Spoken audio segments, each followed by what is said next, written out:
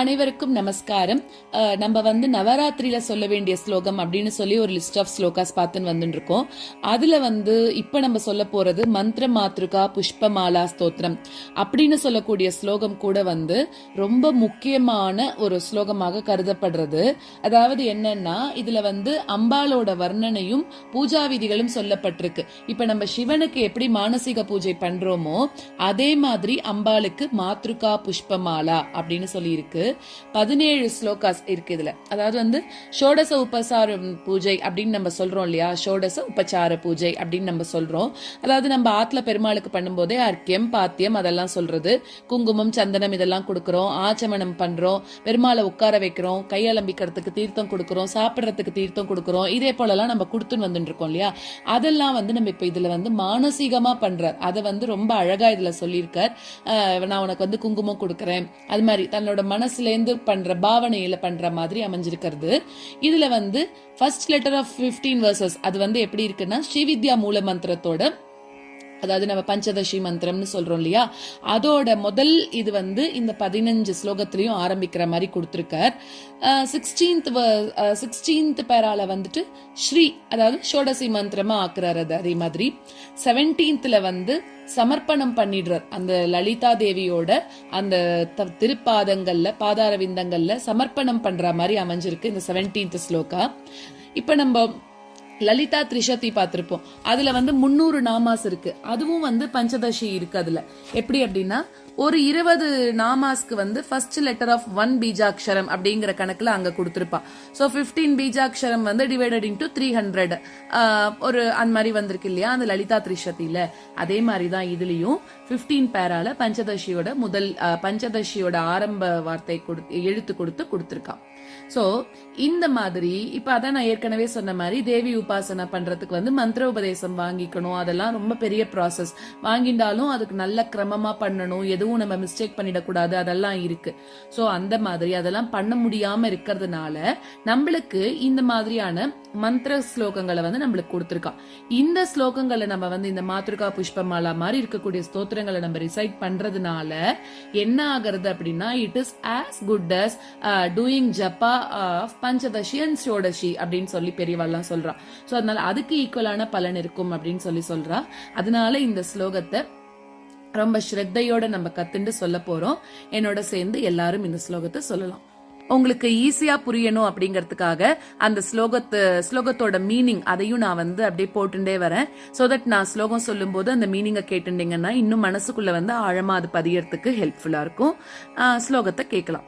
कल्लोलोलसितामृताप्तिलहरी मध्ये विराजन्मणि द्वीपे कल्पकवाटिका परिवृते कादम्बवाट्युज्ज्वले रत्नस्तम्भसहस्रनिर्मितसभा मध्ये विमानोत्तमे चिन्तारत्नविनिर्मितं जननिते सिंहासनं भावये येनाङ्कानलभानुमण्डललसत् श्रीचक्रमध्ये स्थितां बालार्कद्युतिभासुरां करतलैः पाशाङ्कुशौ बिभ्रतीम् चापं बाणमपि प्रसन्नवदनां कौसुम्भवस्त्रान्वितां तां त्वां चन्द्रकलावतं समकुटां चारुस्मितां भावये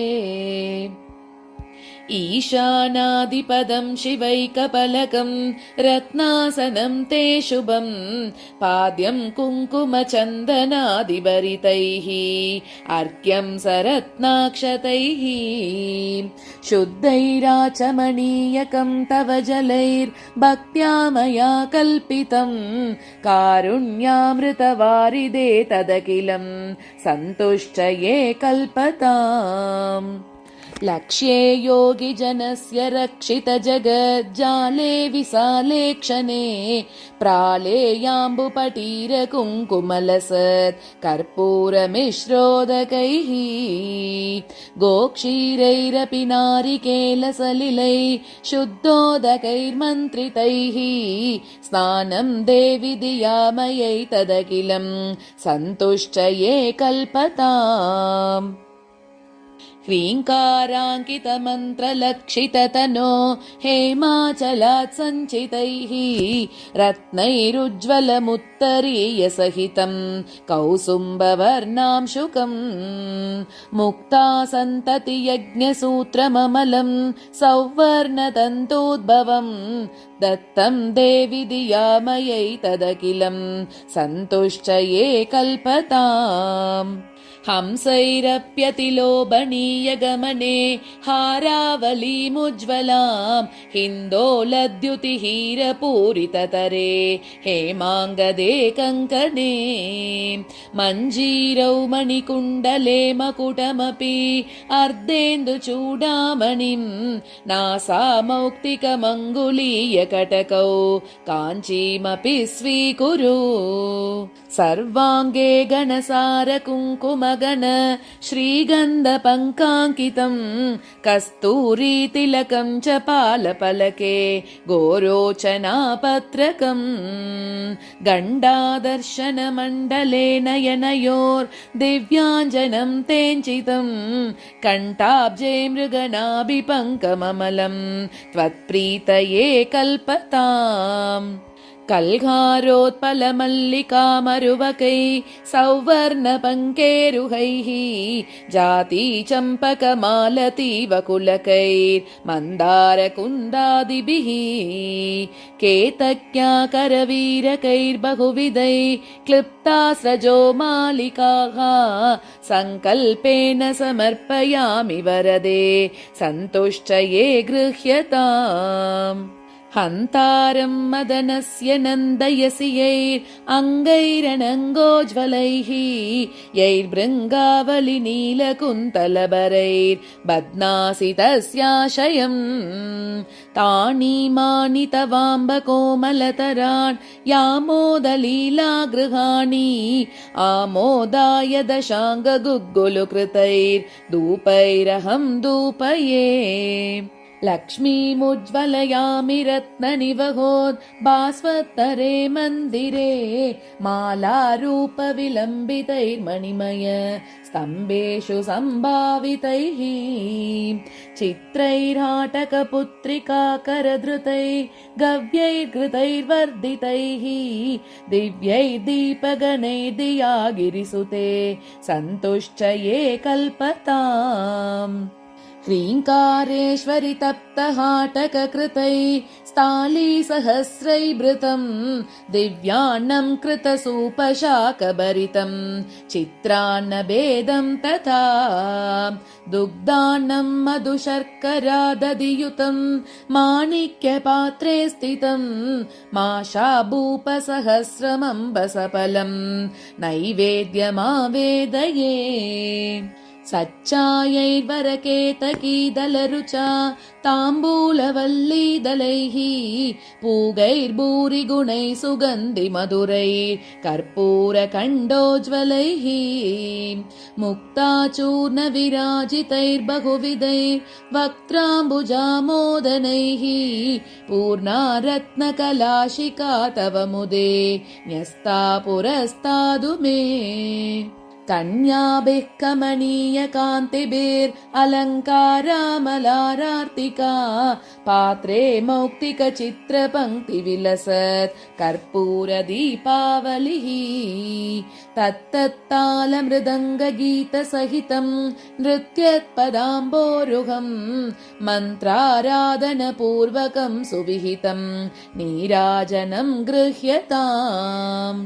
लक्ष्मीर्मौक्तिकलक्षकल्पितसित छत्रं तु दत्ते रसात् इन्द्राणी चरतिश्च चामरवरे दत्ते स्वयं भारती वीणामेन विलोचना सुमनसां नृत्यन्ति तत्रागवत् भावैराङ्गिकसात्विकैः स्फुटरसं मातस्तदा कर्ण्यताम् क्रीङ्कारत्रयसम्पुटेन मनुनो भास्ये त्रयी मौलिभिः वाक्यैर्लक्ष्यतनो तव स्तुतिविदौ को वा क्षमेताम्बिके सल्लापास्तुतयः प्रदक्षिणशतम् सञ्चारये वास्तु ते संवेशो नमसः सहस्रमखिलम् त्वत्प्रीतये कल्पताम् श्रीमन्त्राक्षरमालया गिरिसुताम् यः पूजयेच्चेतसा